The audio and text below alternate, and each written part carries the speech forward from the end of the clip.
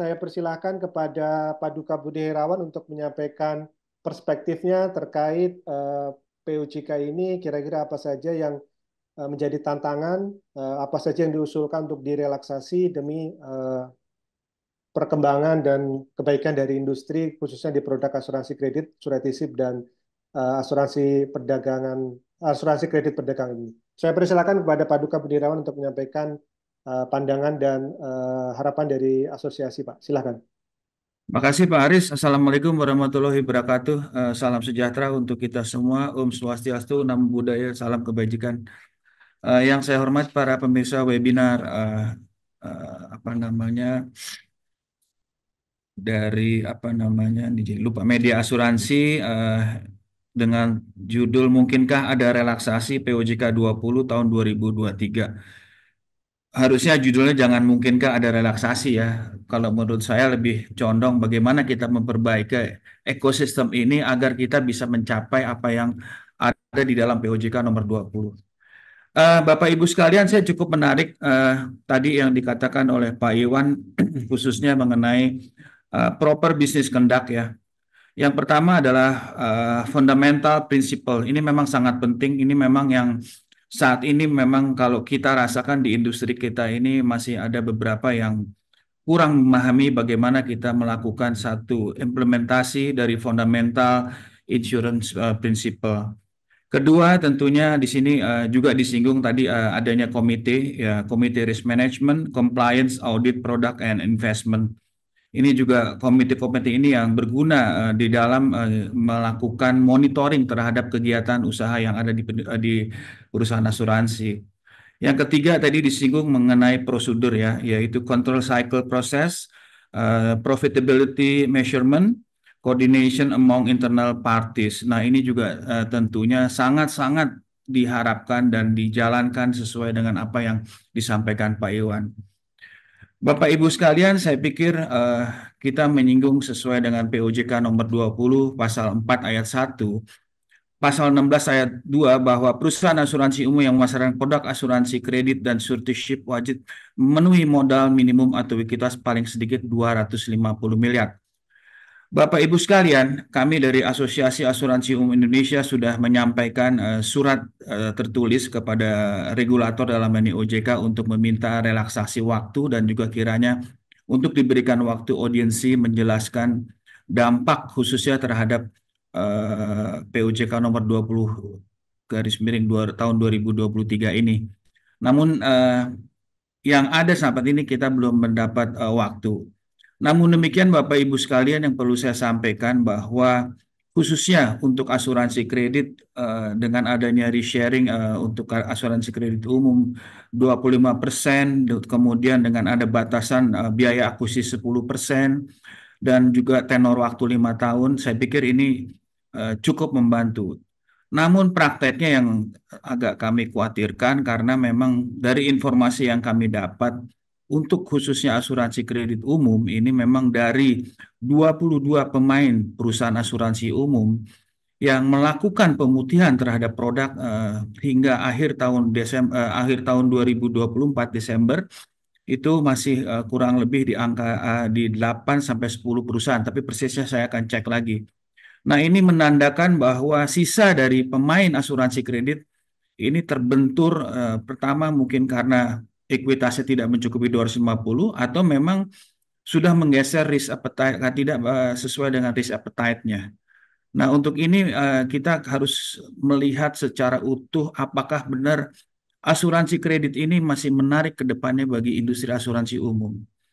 Bahwasannya kalau kita lihat yang tadi dipaparkan oleh Pak Iwan Pasila bahwa klaim-klaim yang terjadi khususnya untuk asuransi kredit umum itu lebih kepada klaim-klaim natural death. Nah, ini yang selalu saya encourage ke teman-teman di industri asuransi umum khususnya bahwa kita sadari bahwa umur kita di industri umur kita maksud saya itu paling tinggi mungkin antara 70 sampai 75.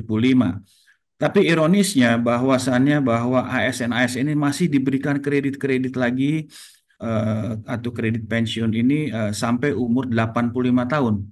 Nah, ini yang perlu kita sikapi dan kita cermati juga.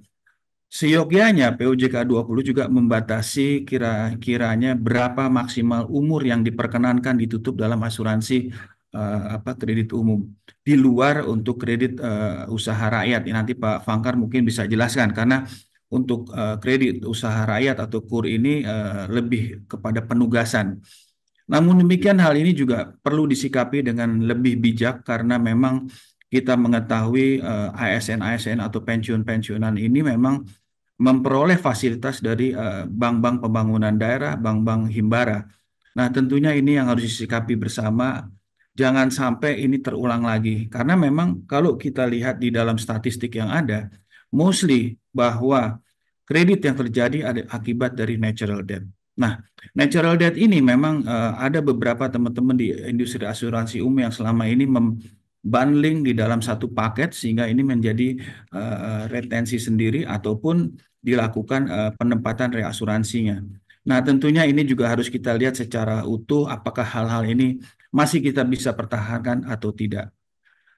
Sedangkan untuk asuransi kredit perdagangan saya sependapat dengan Pak Erikson ini juga sudah beberapa kali kita melakukan audiensi bahwa memang kalau kita tetap menetapkan risk-sharing 10% rasa-rasanya kepada pihak namanya importir ataupun eksportir ini akan tetap merasa keberatan karena nature-nya adalah berbeda dengan asuransi kredit umum biasa. Dan mudah-mudahan memang ini bisa kita perjuangkan. Walaupun tadi disampaikan Pak Joneri mungkin agak susah, tapi kita tentunya akan menyiapkan segala sesuatunya informasi yang lebih up to date. Kemudian mengenai asuransi suretyship.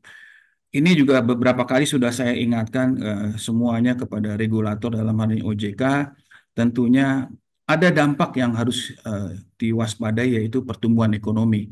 Karena sebagian dari pemain suretyship dari catatan kami ada kurang lebih 46 perusahaan asuransi yang bermain di suretyship. Namun setengahnya itu adalah ekuitasnya masih di bawah 250.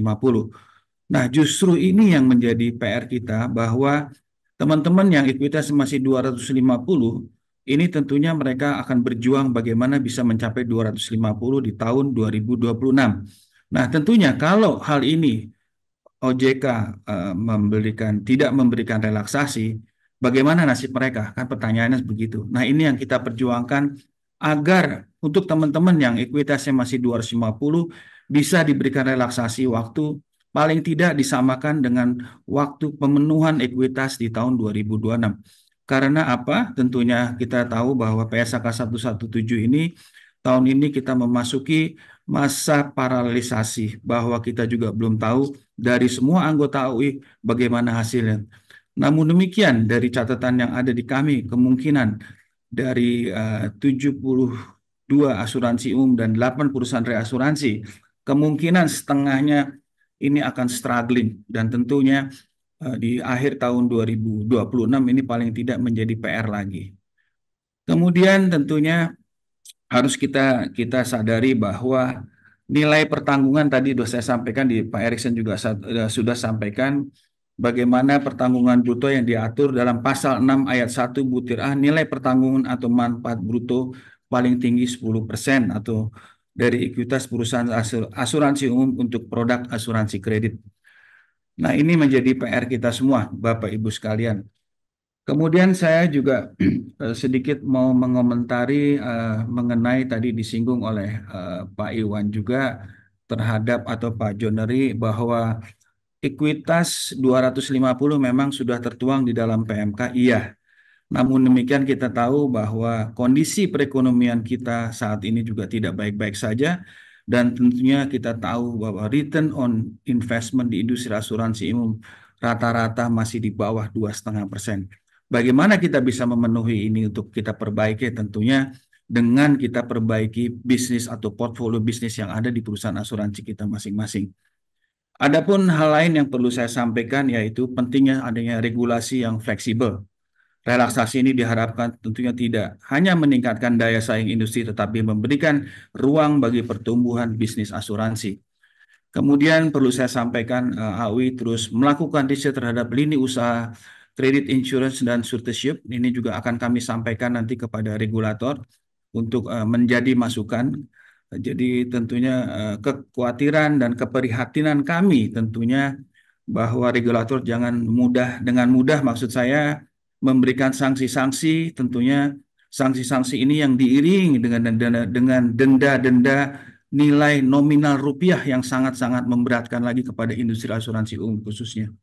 Kemudian tentunya menganalisis best practice di industri asuransi global yang relevan dengan kondisi di Indonesia. Apakah KPP 1, KPP 2 ini bisa berjalan sesuai dengan harapan atau justru sebaliknya akan mematikan industri perasuransian di Indonesia. Jadi saya pikir dari saya tidak banyak-banyak, tapi saya dengan senang hati membuka lebar untuk berdiskusi.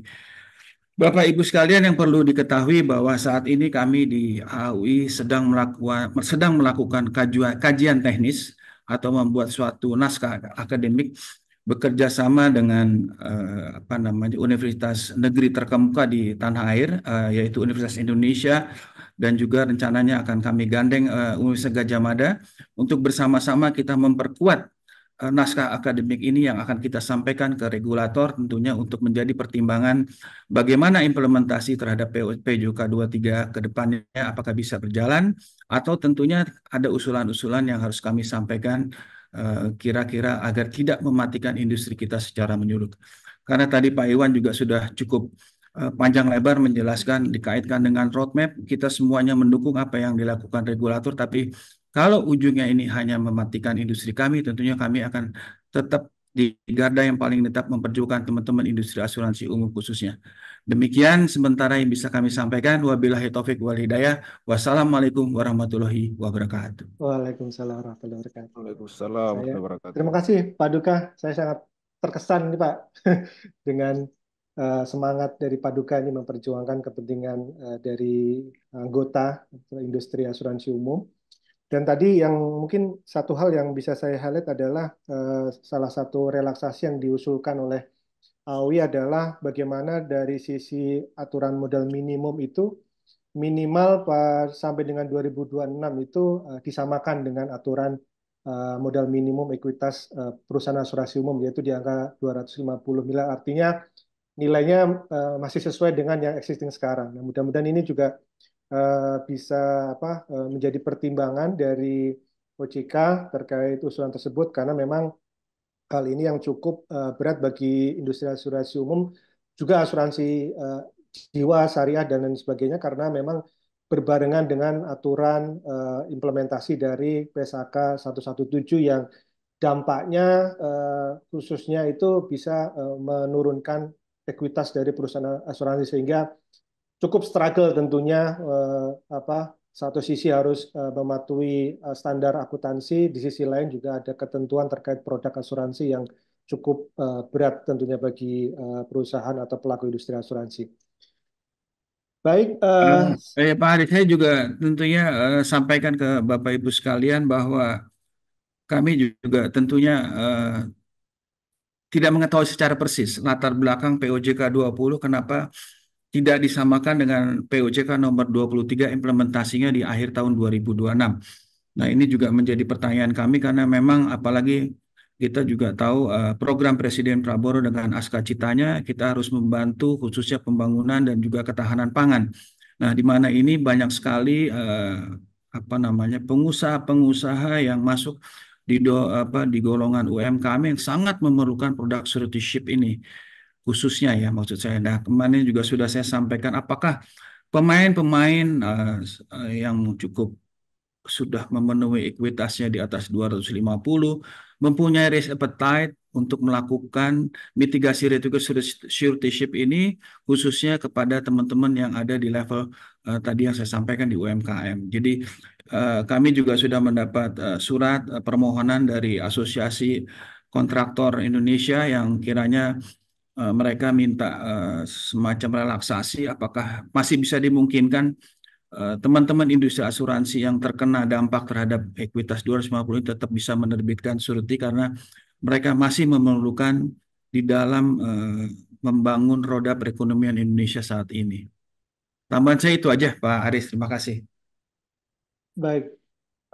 intinya ada permintaan produk dari eh, sektor UMKM, tapi mungkin ada kendala dari sisi perusahaan asuransinya karena tadi ada berbenturan dengan ketentuan minimum modal yang harus dipenuhi oleh perusahaan asuransi tersebut. Begitu ya Pak Duka ya? Ya, betul betul.